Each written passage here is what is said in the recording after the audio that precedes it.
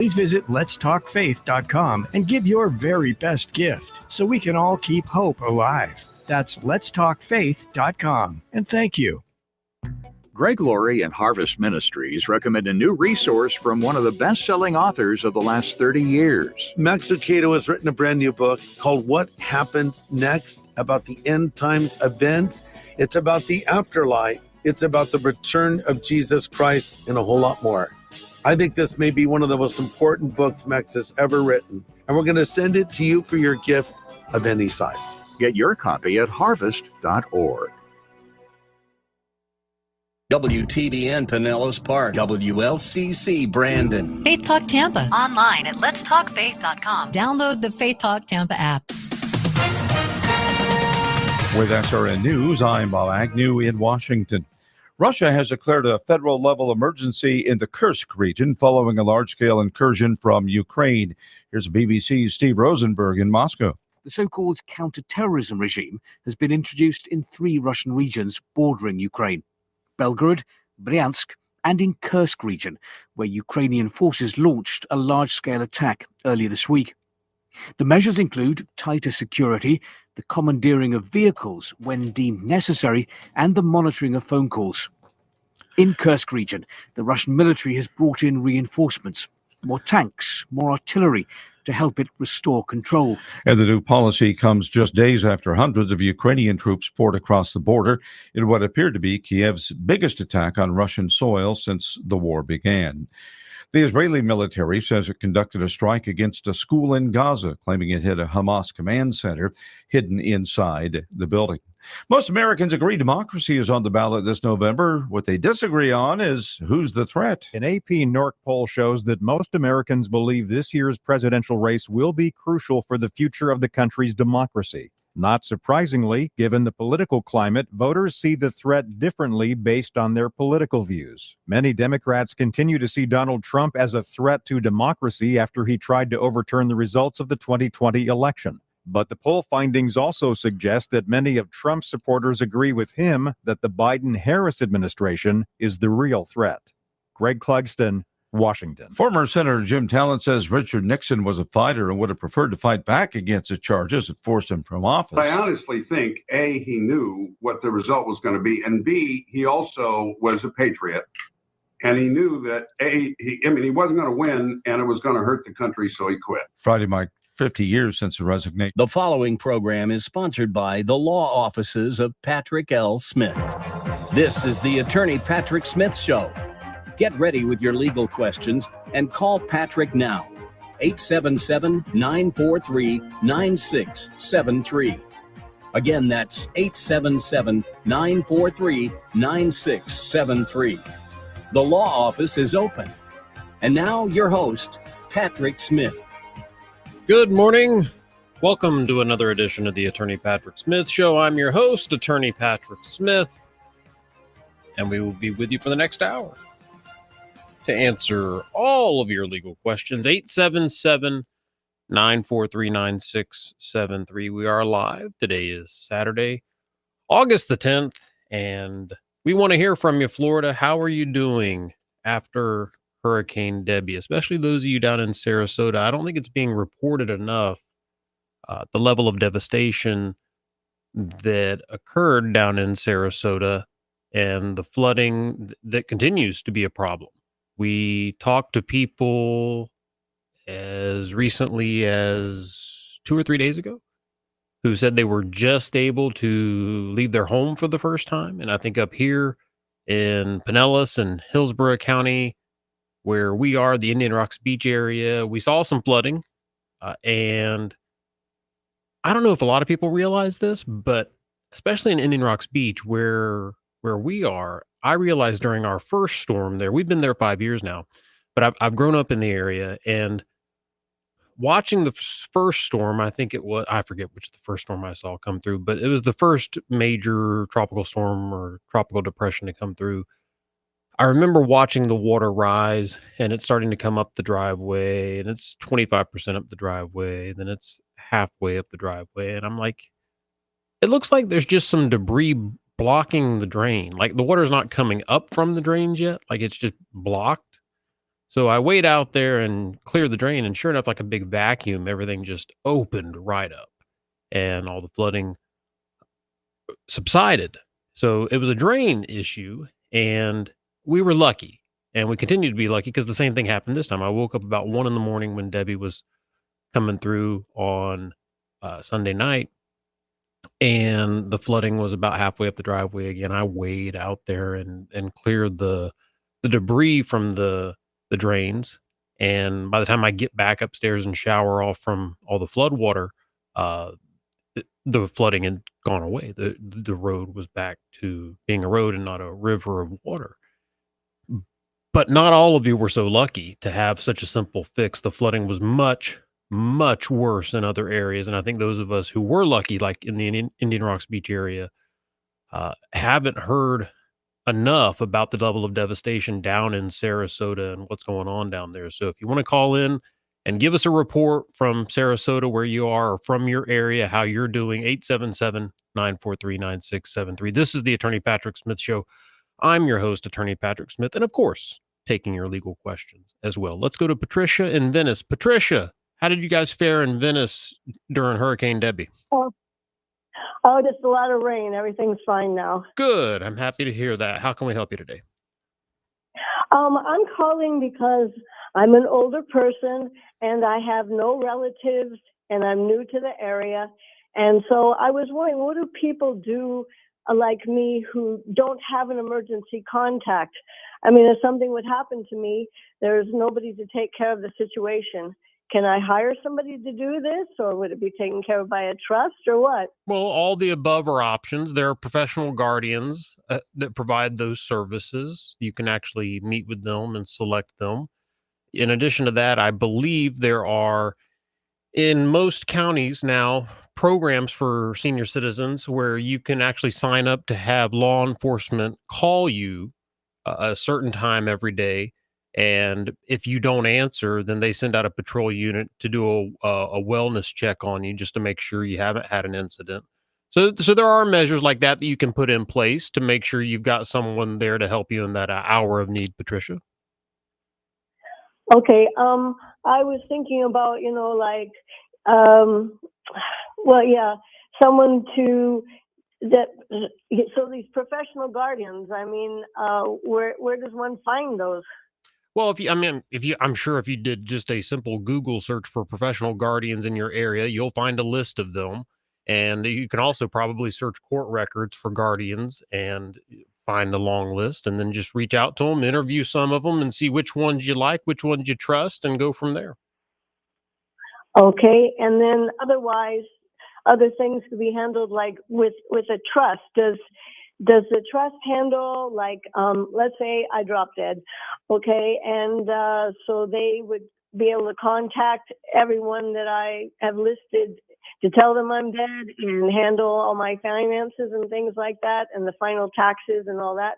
Well, that's more of the role of a trustee. And yes, it could be that person, but it could also be like a professional trustee, like a trust department at a financial institution or some other professional that you work with.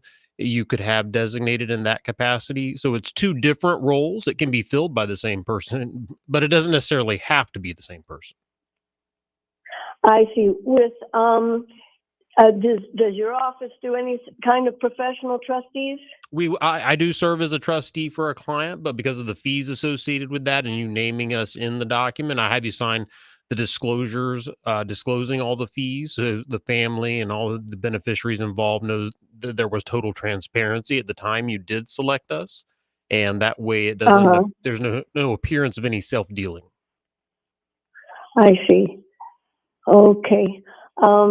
Yeah, I mainly just want to make sure that if something happens to me, that there's someone that can, clean up the pieces and all that kind of stuff, Yeah, Patricia, I hear the anxiety in your voice, and I'm glad you weathered the storm okay. Just give the office a call and we'll get you squared away. Do you already have an attorney you're working with?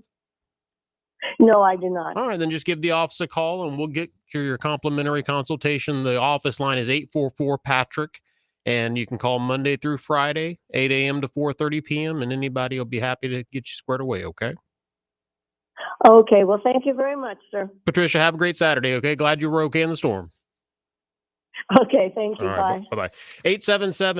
877-943-9673. This is Attorney Patrick Smith, and you are listening to the Attorney Patrick Smith Show, where we take all of your legal questions, and we are happy to help answer any of your legal questions today. But we are following up, just kind of hearing from you throughout the state, how you weathered Hurricane Debbie, especially down in the Sarasota area, where I do have an office location, and I was there on Tuesday, and the Lakewood Ranch area, especially, it was affected, but it seems like Laurel Meadows hit much harder, and other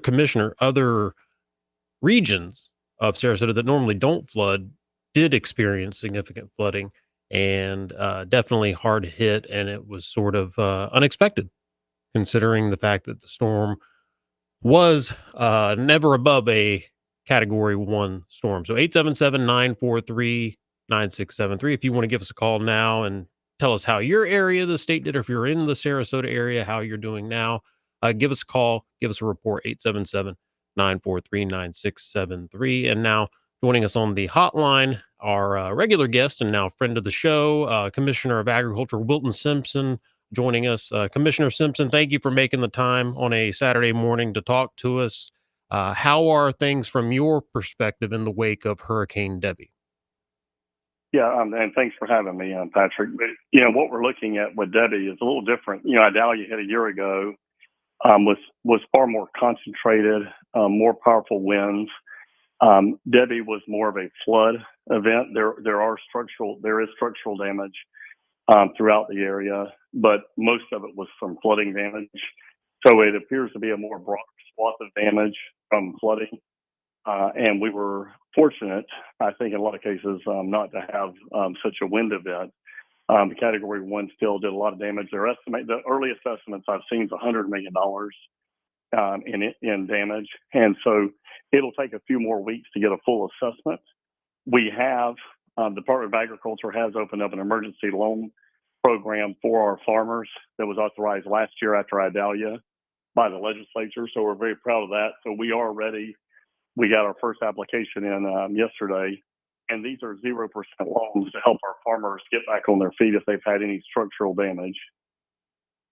Well, and I think that's one of those things where the response from our government, and we're going to talk to Senator Gruters here at the bottom of the hour, the governor, yourself, the leadership of this state immediately responding to provide aid and almost anticipating the need. And kudos to all of you for, like I said, almost preeminently anticipating what the needs were going to be for these residents who were going to suffer devastation because of the flooding, and especially flooding like in the Sarasota area, especially like Laurel Meadows, where they don't flood. They're not in a flood zone. They're above sea level. So it's this anomaly. And that's part of the reason why I think Senator Gruters is calling for this investigation as to how this happened. But the aid that the state is going to be providing and making available is going to be life-saving for a lot of these families.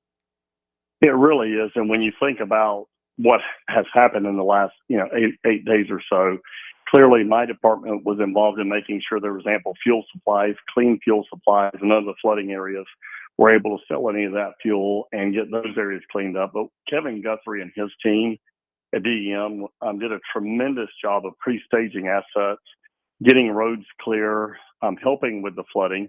And what happens every time in this area is we learn new things. And so clearly, Senator Gruters is a great guy and a dear friend, and they're going to do an investigation. They're going to figure this out. And we will upgrade our systems going forward. Hopefully, it may take a year or two to get the infrastructure in place, but we'll upgrade those systems to make sure that we attempt not to have these kinds of things again. And then lastly, and I visited Gilchrist County yesterday morning, and we saw some of our teams coming in with equipment. Most of the power has been restored there now. We're in the affected areas. So once we can get the roads clear, once we get the power turned back on, and obviously in this case, as flooding abates, we should be able to get back to normal pretty quickly. But there are a lot of tools still in the toolbox going forward to work through the emergency loan program at the Department of Agriculture, the federal government programs, of course, if they can get their act together and do anything, Because we don't know how much crop damage we've had yet from flooding. We don't have a complete picture. And again, in a few days, maybe a week or so from now, we'll have a complete picture. We had a lot of corn and peanuts and crops on the ground in North Florida. Some of those fields got flooded, and so we have not got a complete assessment of those yet. But there are a lot of state resources. Governor DeSantis has done a great job leading the state, and his team, headed by Kevin Guthrie, and our team, and obviously my chief of staff, Kathy Mears, have done a tremendous job to make sure that we have clean fuel, ample fuel, clean roads, power's turned back on, and the coordination of that with all of the utility companies. And unfortunately, we've got better and better at this because we're dealing with it nearly every year. But we've got a lot of really great leaders that are helping get things back to normal as quick as possible. Well, and I picked up on what you said there about the distinction between the federal government response and the state level response. And I agree, the federal government nowhere near as nimble or as responsive as the state level of government. I'm not sure how much of a criticism that is of the federal government, as more of it's much more of a praise point for how responsive we are at the state level, especially here in the free state of Florida, with our government leaders just being so responsive. And I'll give the Howard Franklin Bridge as an example. It was actually damaged, and 2 of the lanes had to be shut down, but the repair was done in like 24 hours. And I mean, it was amazing, the responsiveness there on one of our major bridges there here in the Hillsborough and Pinellas County areas. So I agree with you. I don't think the federal government's nearly as responsive, but I think that it's just a testimony to how amazingly efficient you and Governor, and I agree with your assessment on Governor DeSantis's response, is just so amazingly efficient to serving the residents of the great state of Florida. Well, I appreciate you saying that, Patrick. And just to be clear, so 3 years, I was Senate president from 20 to 22 during the pandemic. We set up a specific trust fund for emergencies just like this. So the governor has ample resources to repair those roads, as you mentioned. And then you'd say, well, what was the difference 10 years ago or 15 years ago? There's a big difference. When I left as Senate president, we had $22 billion of reserves. So we were able to very quickly bring resources to an area, even if it's 100, most hurricanes, this hurricane will ultimately, we will outlay probably between $500 million and $1 billion. If we did not have, I think now we're around 17 billion in reserves, but if we did not have that balance sheet in the state of Florida, we would not have the tools to work with. But the fact is our legislature has done a tremendous job setting up the ability to react very quickly with the right resources. And of course, I've been Commissioner of Agriculture now for 18 months. We are trying to respond in real time. That's the problem with the government, is you can't respond in real time to crises. And so a lot of the things that we've done over the last 4 or 5 years has prepared us much better fiscally to be able to respond in real time. And when I say fiscally, I also mean with equipment and manpower and training of our resources to make sure that we can respond in a timely fashion. It doesn't make it perfect. It just makes it a lot better than it ever was. And I do think you're right about we learn from each one of these storms, and we get a little bit better in responding to the need of the Floridians that are devastated every time. And I think that not the least of which is your leadership and the governor's leadership. So thank you for that, Commissioner Simpson. And thank you for making the time on a very busy Saturday morning, I'm sure, for you to educate the listeners on kind of what's going on from your perspective. Absolutely. Well, I appreciate you having me on, Patrick. Yes, sir. Have a great Saturday.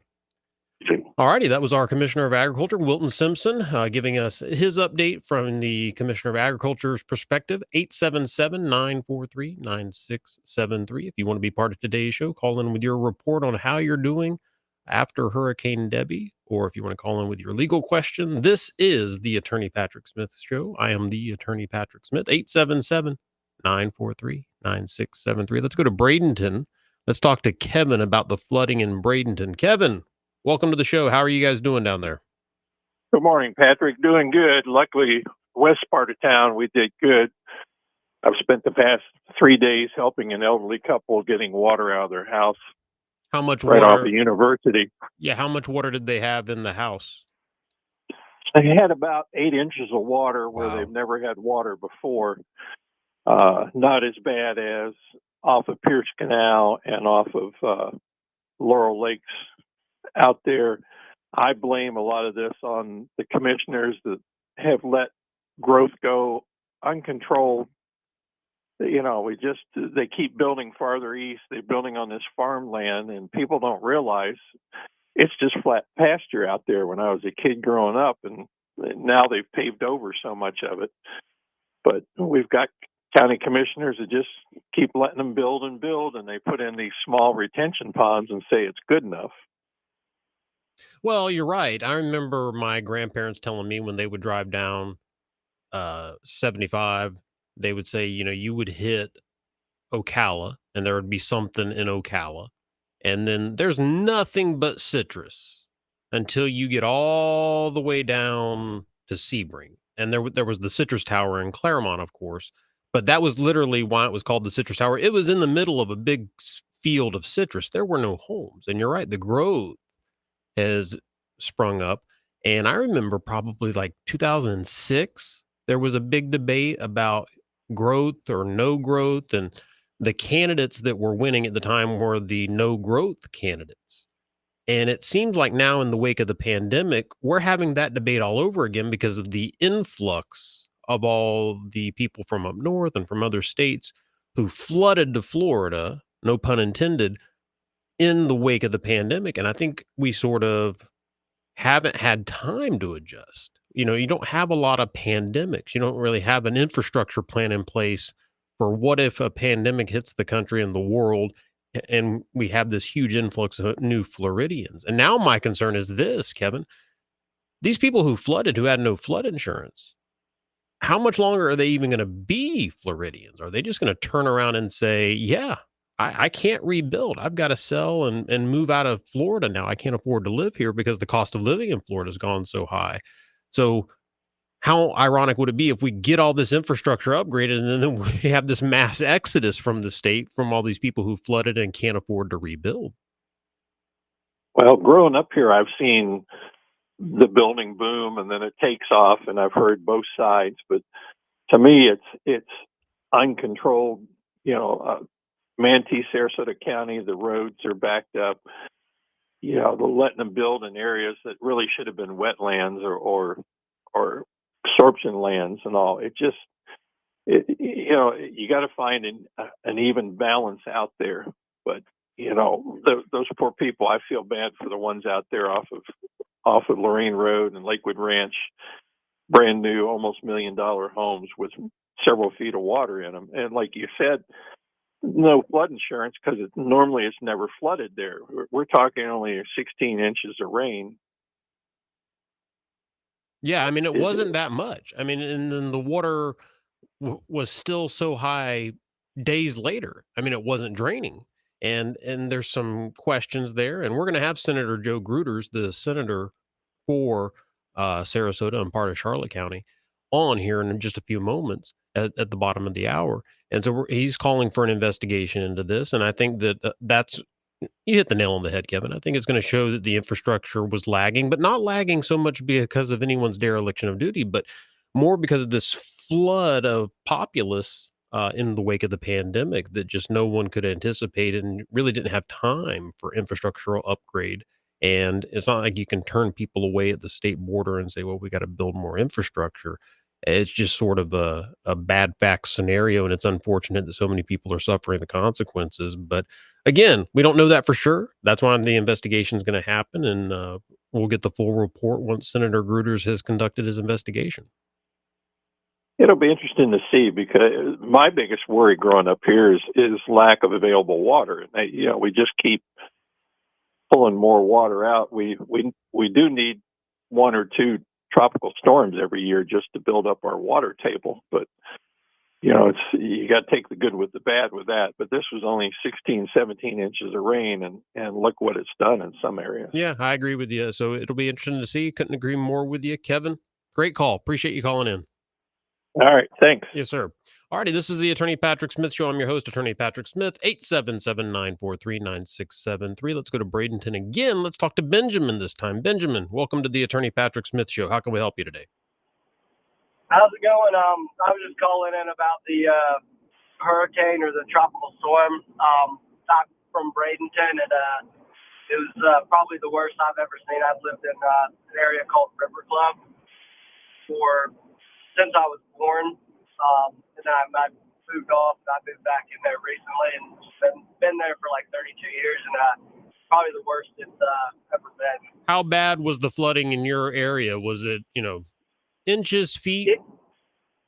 So about 20 inches in my house and about 32 inches in my garage. So I back up to Braden River, and I was not home, luckily. I was actually on vacation in the Keys with my wife and 2 girls. But I got a picture from my brother after talking to him, and the surge that came on Monday from like 9 o'clock to about 1:30 that came so quick.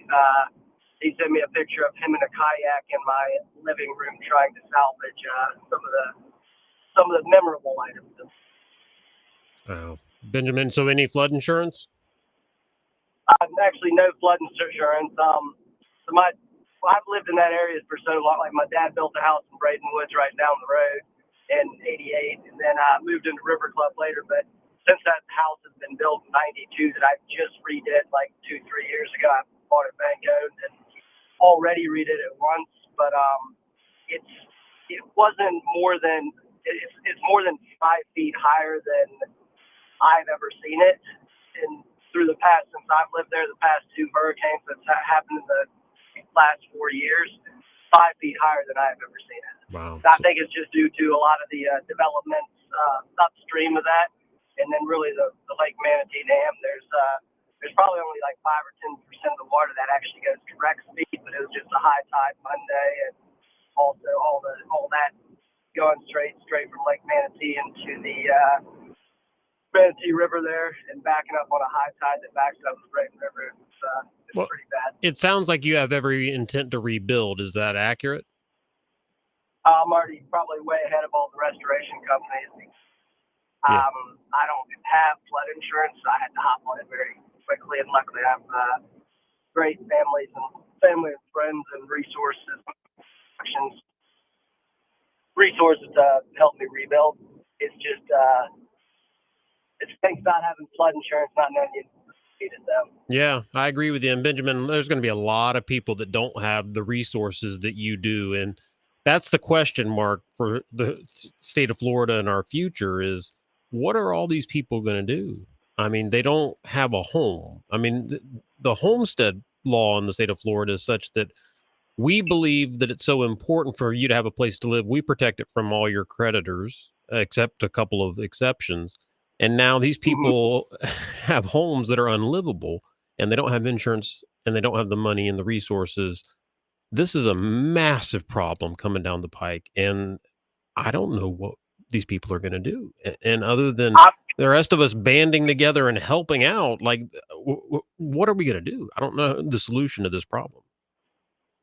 I feel for the people who don't have resources. I mean, I've rebuilt several of my houses, and I'm in construction daily, but the people who don't have the resources, even families on my street who don't have flood insurance, and the river the river was probably 2,000 feet wide. It connected all the way across to the other lake, where a family had to get rescued from, like, in a John boat way down on the end of the cul-de-sac, and absolutely they devastated. But now it's people who do not have that insurance. Most of the companies have come in that do the mold mitigation stuff and have absolutely hammered and kind of like left, like they leave one guy and got to kind of go get the other contracts in the neighborhood.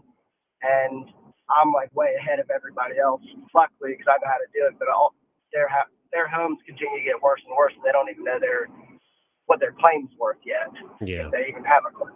Well, that's why I wanted to do today's show a little bit different. We're of course answering legal questions, but I wanted to raise awareness for this because I feel like if you're not in that Bradenton, Sarasota, Laurel Meadows area, if you don't see it, you don't, it's out of sight, out of mind. No. You don't really know what's going on and how bad the devastation is down there. So yeah, I appreciate you calling in, Benjamin, to give your perspective on it. Yeah, it is very it's unique. I was reading the paper, like I pulled up an article the other day, and it's the Bradenton Herald, and it says like Manatee County calls Tropical Storm Debbie a 100-year flood, and it's a picture of my home. And well, you like to be. They say there's no such thing as bad publicity, but maybe this is an exception to that. I guess not, but I mean, because it's very isolated areas. Yeah. I mean, there's people.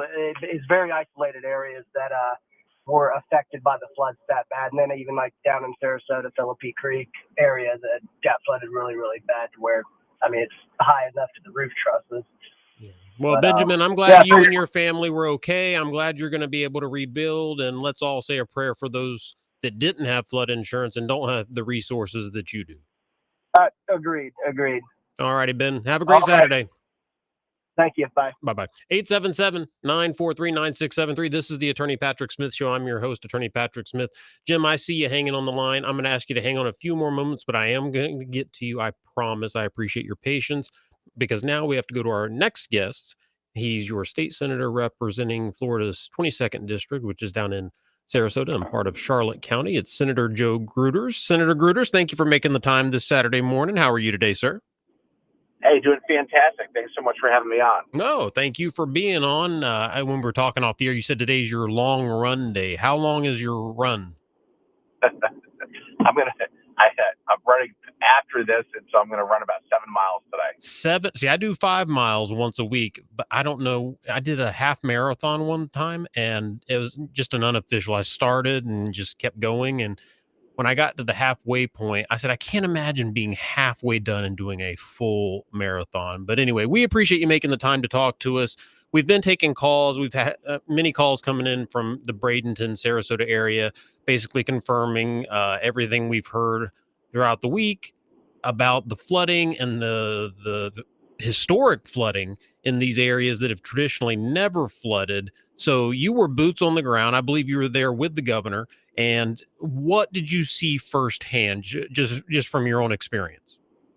Well, it's complete devastation for the people that were impacted. So this is an unusual. Listen, we've been through lots of storms here in Florida. It wasn't our first, won't be our last. But what was different about this one was it basically sideswiped us, but it was the amount of rain that came down. And it wasn't these neighborhoods on the coast that got hit. It was 6-7 miles from the water, and people that are in 100-year flood zones, 500-year flood zones, getting absolutely demolished. And when I say demolished, it means flooded out, total destruction of these homes. And the issue is none of these people have flood insurance. And as you know, most of these people, their whole lives are in their home, right? It's their single nest egg. We have a lot of retirees, and all of a sudden you wake up one day, and why I think this is so mind-boggling for people is because you have one neighborhood that's completely fine, and the very next neighborhood is 6 feet underwater. So and so that's why, I asked the governor and then I followed up with my official request of financial assistance to these people that were impacted, because I think FEMA was going to declare it an emergency. I think we were expecting to get that last night, which will make some options available for these homeowners in terms of low interest loans. But I always try to look at it from my eyes if it happened to me. And if you were to tell me, okay, I need a $500,000 loan to make my house right, that'd be an economic devastation for me. Besides the fact that this is a mental health crisis for all these families who are, dealing with getting ready for school this week, and you add on top of it, now they lost their home and they're not insured. And so the question is what can we do moving forward? And I also want to know, why were some of these neighborhoods impacted and others weren't? Why were some areas impacted and others weren't, if they're truly in a 500-year flood zone? did somebody miss something? I'd like to see a full investigation take place to try to provide some relief to these people and ultimately get them the resources that they need so they could start rebuilding their lives. Well, closer to the top of the show, we had Commissioner Simpson on, who had nothing but great things to say about you, first of all. And he made the point how each of these storms comes with the opportunity to learn something about how to improve. And I think that's what your investigation is going to do. I think we're going to learn something. That's exactly right. And it may not be something that we missed or did wrong, but it's something we can do better in the future. And I think that's going to be the key takeaway. But you're right. And I love the fact that you brought up the mental health aspect to this, because I don't think, my mother's dream would be to pack up in an RV and just drive across the country and homes wherever she parks. But that would be my father's nightmare. Because something about, being a Vietnam veteran and being in the jungle for a year and a day, he loves having his home and eating a hot meal in his house and then having his bed to go to sleep in that night. These families have lost that. They do not have that. And on the eve of starting a school year, plus the stresses of an already tough economy and inflation and everything else going on, this was the blow that these families did not need. And now they have no flood insurance, no way to rebuild. And Senator, I mean, the problem here, it is going to be a catastrophic issue facing these Floridians. And I don't know what the solution is. I mean, it's just going to be one of those things where I think as Floridians, we have to band together and help these people. You're exactly right. I mean, the problem is there is no solution. There's nothing available, and it's and so I've talked to the governor, I've talked to the leadership in the Senate, and trying to find solutions to try to provide some type of relief. And I think we'll be able to do something. The problem is what and to what extent. There's no way we'll be able to make all these people whole.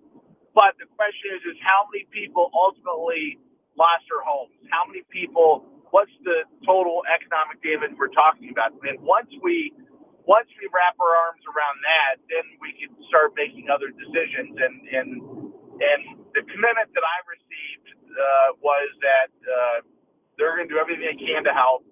That they're going to look at this, and there's some issues in Suwannee County. My counterpart and I talked to Corey Simon, another fellow state senator, and some of his communities are also experiencing similar type situations. And so at least we can tag team together and fight this and try to bring some relief back to our districts. And I'm not trying to be political about it, but has the president given any indication that he's going to tour the devastated areas? No, I have not heard anything. But yeah. I did hear we were supposed to get the emergency declaration last night. I don't know if that happened. If we didn't get last night, I would expect it within 24 to 48 hours. Yeah. So it's a lot of work to go. And how long do you think the investigation is going to take? Not to put you on the spot, but I'm just kind of curious. Do you think it's a matter of weeks, months? It's good. So the way the world works and the way government is set up, it's going to be a couple of months.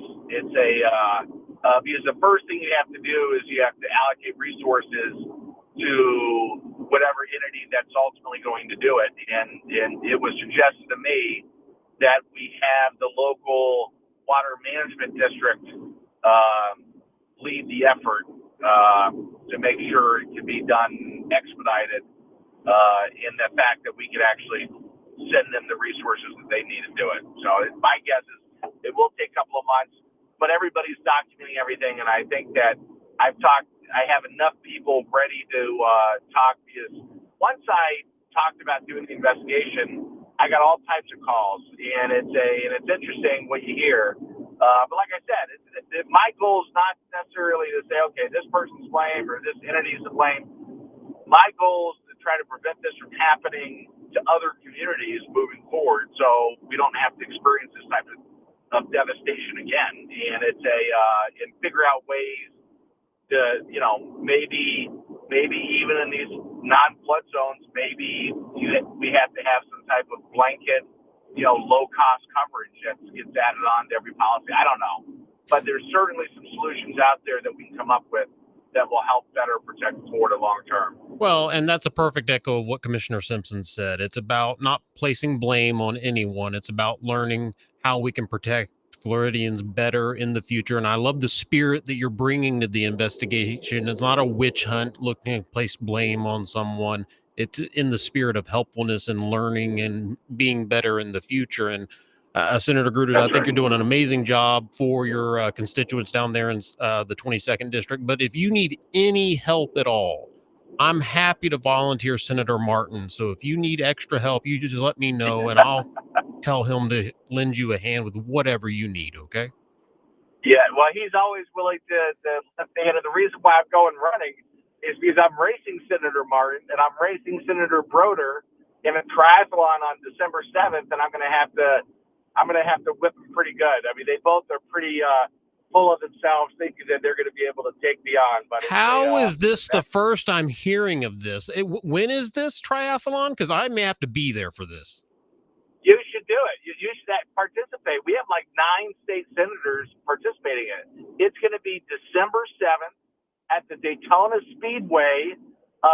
It's a normal, regular scheduled triathlon that I guess the Daytona Speedway puts on.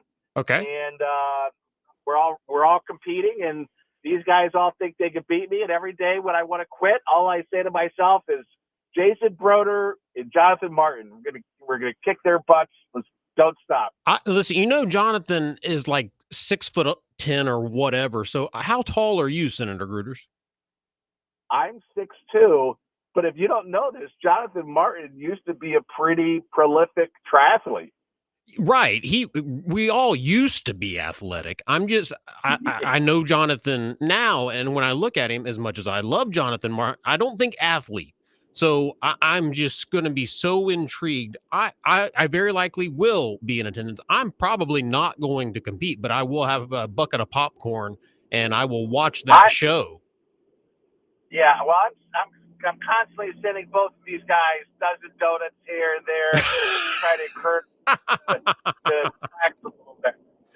I love it. Well, good luck with the triathlon, and thank you for all you're doing for your constituents, and thanks for taking the time to call in this morning, and good luck with the training. Thank you, Senator. All right, it's Senator Joe Gruters, our state senator for Florida's 22nd District, calling in to give us a report. We'll keep you posted as the flooding investigation develops down there.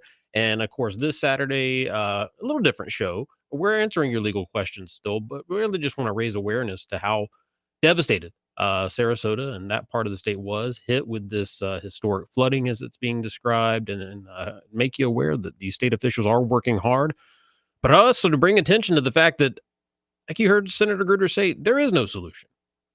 And that's scary. These are families that have lost everything.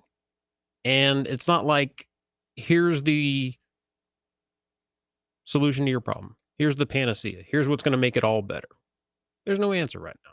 And that's scary. And it's up to our officials who are working hard. Like Senator Gruters said, there's very likely something that we'll be able to do, but it's not going to make them totally whole.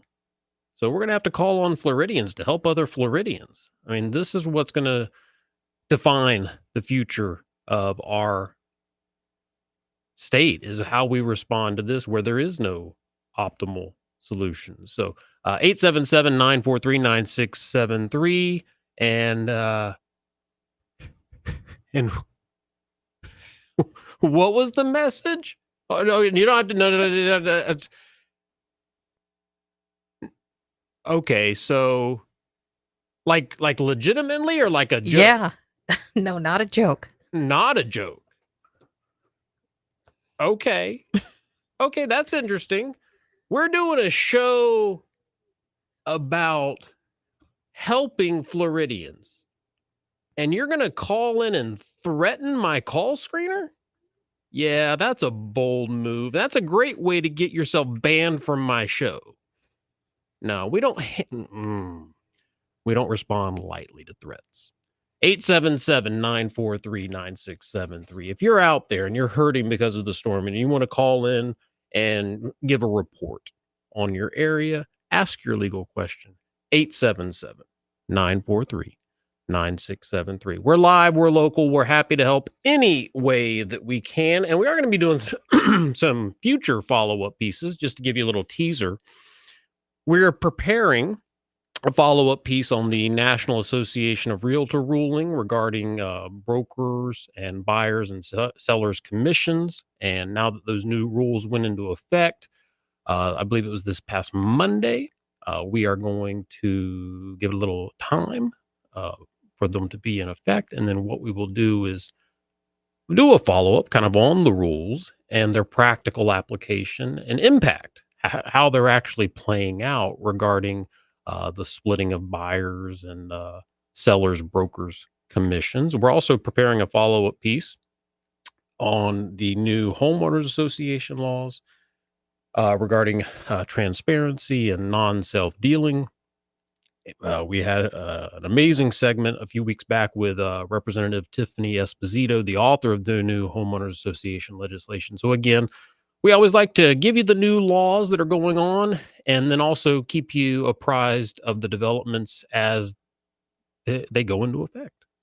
And you can kind of see the practical application of these laws. So again, stay tuned for more on the National Association of Realtors regulations and the new homeowners association law as drafted by Representative Tiffany Esposito. If you have a question, 877-943-9673, 877-943-9673. I do want to give out the office line. I gave it out early in the show, but for the later crowd, that number to reach me during the week, 844-PATRICK, 844-728-7425.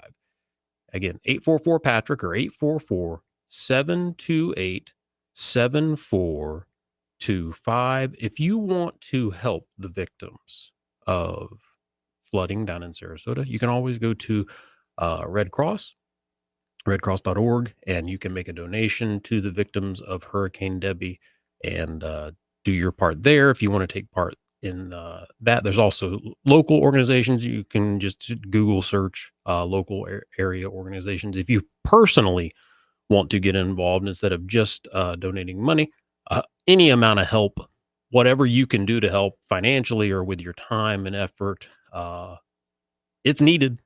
And that's part of the reason why I wanted to dedicate today's show to this, was making sure that people were aware of how devastated the Sarasota area is at the moment. So 877-943-9673. Give us a call if you want to be part of today's show. Let's go to Tampa. Let's talk to Donna. Donna, welcome to the Attorney Patrick Smith Show. How are you today?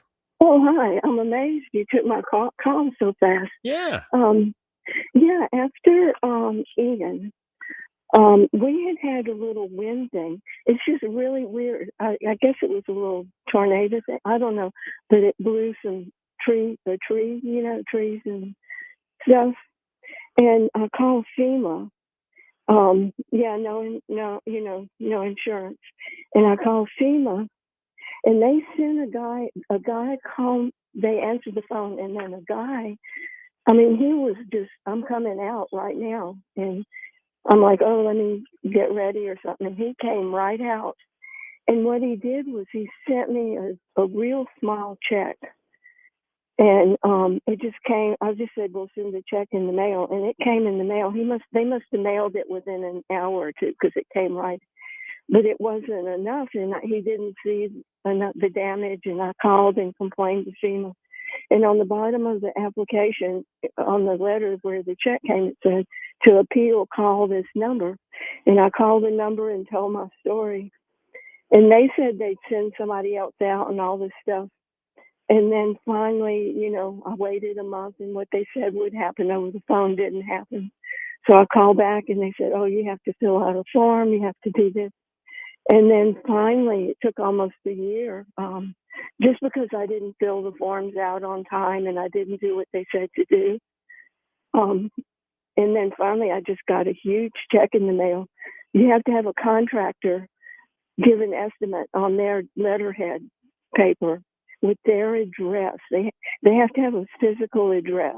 Well, you're right. And it sounds like it was just, you got lost in the sauce of the procedure, and you don't often do these. I mean, probably Yeah. your first time, I'm guessing, Donna, completing such an Yeah, application. and, Hopefully it's your last and I time talk, having to do something like that.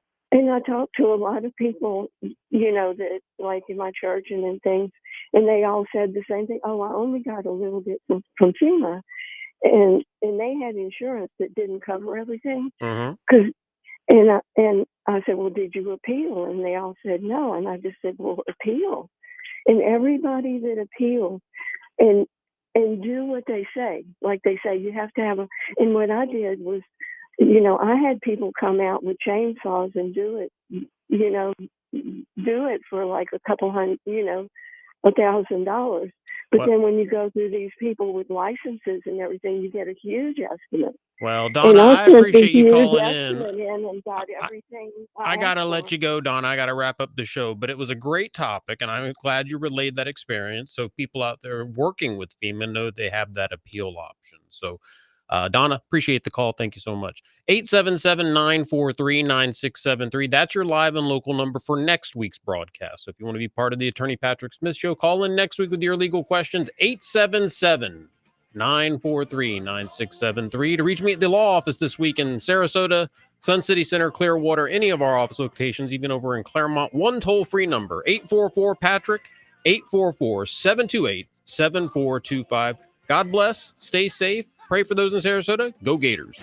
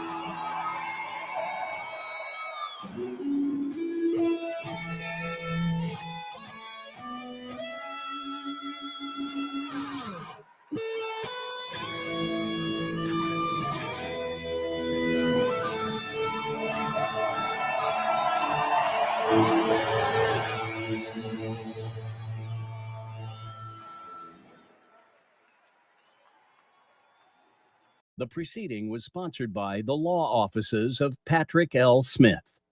W282CI Tampa, W262CP Bayonet Point. Online at letstalkfaith.com or listen on TuneIn and Odyssey.